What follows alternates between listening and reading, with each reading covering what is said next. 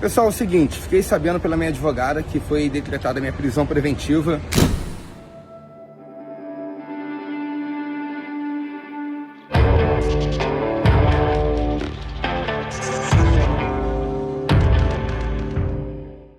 Esse vídeo é um estudo baseado em ciências comportamentais. Sendo assim, não vou expor a minha opinião pessoal sobre a pessoa analisada no vídeo. Olá pessoal, tudo bem? Meu nome é Vitor Santos, eu sou especialista em linguagem corporal, investigador profissional e perito técnico das microexpressões faciais. E você está no canal Metaforando, o maior canal de linguagem corporal do mundo. E hoje falaremos sobre o caso de Gabriel Monteiro, que após ter sido acusado pelo crime de estupro, foi recentemente preso de forma preventiva. O que será que o vídeo gravado por ele, antes de se entregar à polícia, pode nos mostrar sobre seu comportamento não verbal? Vamos falar sobre tudo isso e muito mais, só que antes, vale a pena lembrar, se você gosta de entender mais sobre o comportamento não verbal, entender mais sobre as pessoas ao seu redor e sobre as emoções que elas estão demonstrando, eu te convido a se inscrever clicando agora no botãozinho aqui embaixo, em inscrever-se, aqui no canal Metaforando, a curtir e compartilhar esse vídeo. Dito isso, bora aqui pro nosso contexto. Gabriel Monteiro. Esse é o nome do ex-PM e ex-vereador do Rio de Janeiro e também um youtuber com muitos seguidores. Gabriel Monteiro,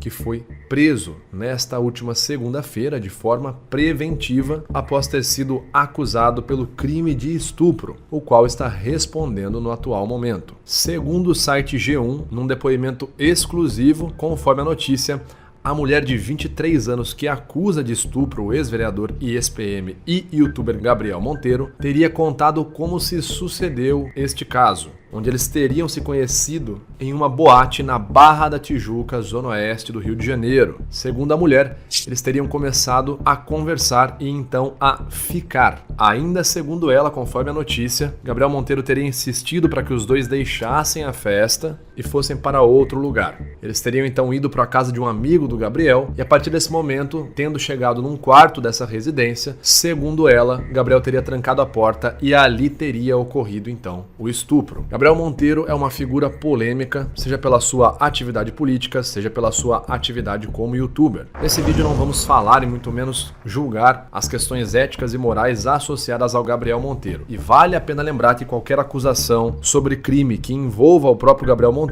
já está sendo julgada pela justiça. Nosso objetivo, portanto, nesse vídeo é falar sobre o comportamento não verbal do Gabriel Monteiro, no vídeo que ele fez logo antes de se entregar para a polícia. Será que conseguimos observar emoções genuínas, emoções de medo, de arrependimento ou de convicção, de inocência? Quais comportamentos não verbais podemos observar nesse vídeo do Gabriel Monteiro? Essa é a nossa questão e lembrando que esse vídeo é um estudo, uma tentativa de compreender a situação. Por isso, peço que você que está vendo esse vídeo respeite qualquer pessoa que seja mencionada aqui no vídeo. Dito isso, bora para análise.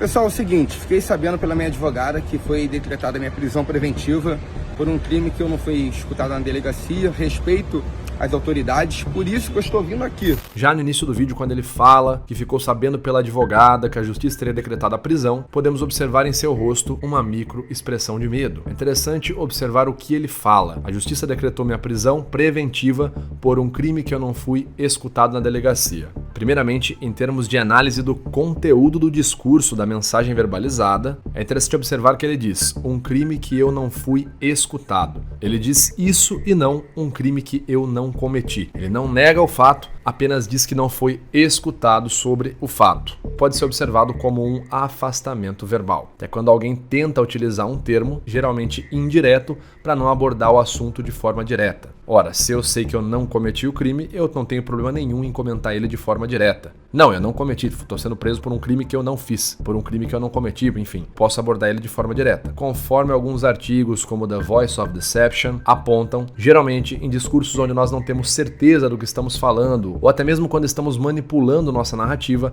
é muito comum o uso de afastamentos verbais, em vez de abordar os assuntos de forma direta. Pessoal, é o seguinte, fiquei sabendo pela minha advogada que foi decretada a minha prisão preventiva por um crime que eu não fui escutado na delegacia. Ainda nesse momento, nós podemos observar um aumento de pausa na fala do Gabriel Monteiro, e ele arrasta a pronúncia quando diz um crime do qual eu não fui...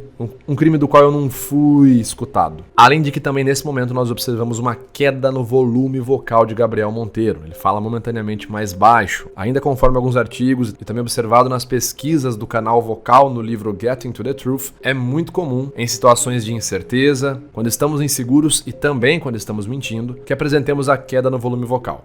Basicamente, porque quando não temos certeza de algo, geralmente não conseguimos falar sobre isso de forma firme e em alto e bom tom. Por um crime que eu não fui escutado na delegacia, respeito as autoridades, por isso que eu estou vindo aqui. Aqui quando ele fala a palavra respeito, né, que ele vai falar que respeita as autoridades, nós vemos uma microexpressão de medo. Outra coisa que chama a atenção é todo o contexto do qual ele está gravando. Ele está ali com uma roupa branca na frente da delegacia, mostrando que a delegacia está ao fundo dele. Isso pode ser sim uma suposta manutenção da aparência. Manutenção da aparência é o termo designado ao ato de tentar, por meio da aparência, parecer mais positivo ou mais honesto. Isso também é descrito em Getting to the Truth, como uma estratégia frequentemente usada para manipular a opinião pública. Então sim, a roupa dele, o fato de estar querendo mostrar a delegacia atrás, poderia ser uma tentativa de mostrar para o público que ele é tão honesto, que ele confia tanto na sua inocência, que está ali de frente para a delegacia com uma roupa branca simbolizando uma figura pacífica e por aí vai. Respeito as autoridades, por isso que eu estou vindo aqui. Não fui conduzido pela polícia, assim que eu fiquei sabendo.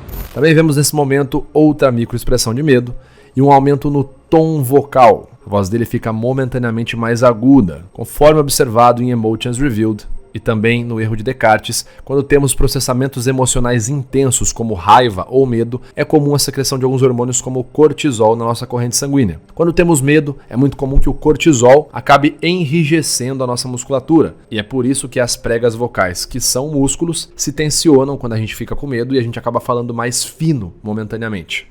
Por isso que eu estou vindo aqui.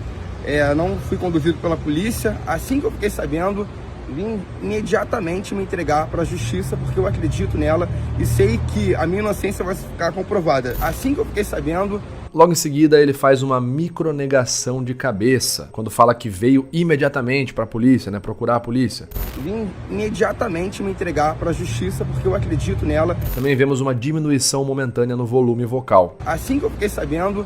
vim imediatamente me entregar para a justiça, porque eu acredito nela. Que novamente, além de serem indicadores de ansiedade, nesse contexto, juntando com todos os outros sinais que estamos observando, aparentam ser indicadores de insegurança ou incerteza no que ele está afirmando. Outro fato curioso é o motivo que ele verbaliza sobre ter se entregado para a polícia. Ele fala: me entreguei para a justiça porque eu acredito nela.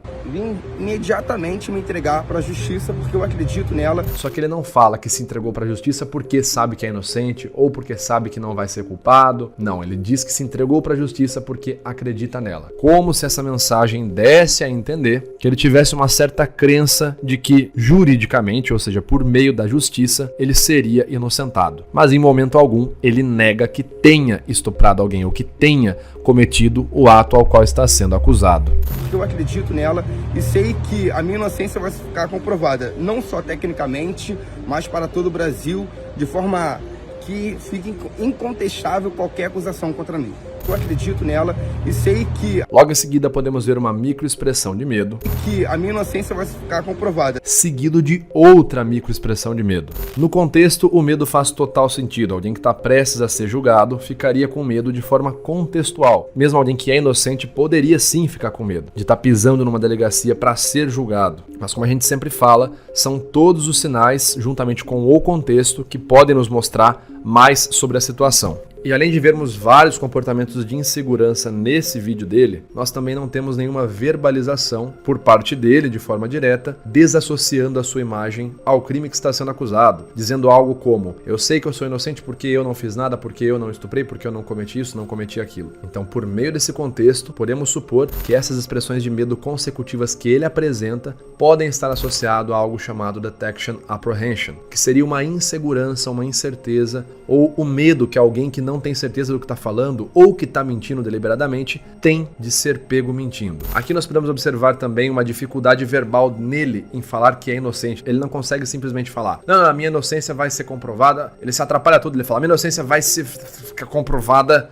E sei que a minha inocência vai ficar comprovada, não só tecnicamente. Ele se atrapalha verbalmente ao invés de conseguir falar isso de forma natural. E, novamente, em termos de análise do discurso, ele diz que sua inocência vai ficar comprovada. Logo em seguida, a primeira atribuição que ele coloca é tecnicamente. E sei que a minha inocência vai ficar comprovada, não só tecnicamente. Ou seja, vai ficar comprovada e logo em seguida, tecnicamente. Isso poderia então ser um indício dele realçando um discurso voltado para o jurídico e não para o ato em si. Ou seja, ele verbaliza que provavelmente conseguirá sair livre juridicamente da acusação, mas não verbaliza que não cometeu aquilo do que está sendo acusado. Novamente, voltando para o livro Getting to the Truth, na seção sobre análise da mensagem, é falado que dar preferência para o linguajar jurídico costuma ser uma estratégia muito utilizada em casos de incerteza e também em casos de desonestidade, quando a pessoa não tem certeza do que ela está falando ou quando ela está manipulando o discurso. É muito comum que ela apele para um linguajar jurídico. Ao invés de falar, eu não fiz isso, ela pode escolher falas como, prove, você tem alguma prova? Você tem alguma evidência? Ou também, quem sabe, frases como, a minha inocência vai ficar comprovada. Lembrando, pessoal, que eu estou tentando entender a situação assim como vocês,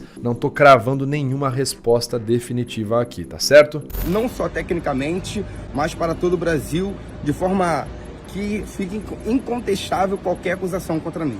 Por fim, na parte final desse discurso, mas para todo o Brasil, nós vemos uma micronegação de cabeça, mas para todo o Brasil, de forma que fique incontestável qualquer acusação contra mim. Juntamente com uma pausa verbal e uma dificuldade verbal de seguir com essas últimas falas, né, quando ele fala que de forma que o Brasil inteiro vai ver. Mas para todo o Brasil, de forma que fique incontestável qualquer acusação contra mim. E, novamente, uma afirmação ambígua, um afastamento verbal quando ele diz de forma que fique incontestável qualquer acusação contra mim. Que fique incontestável qualquer acusação contra mim.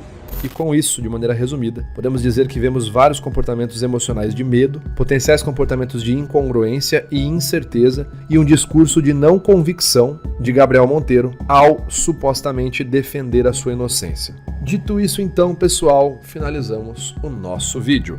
Bom, essa foi então a nossa análise. Se você gostou, já sabe, se inscreve aqui nesse canal, ajuda a gente, curte, compartilha o nosso vídeo, tá certo? Vamos ajudar a mais pessoas conhecerem esse maravilhoso universo da linguagem corporal. Comenta aqui quem mais você quer ver analisado e eu te vejo no próximo vídeo. Valeu!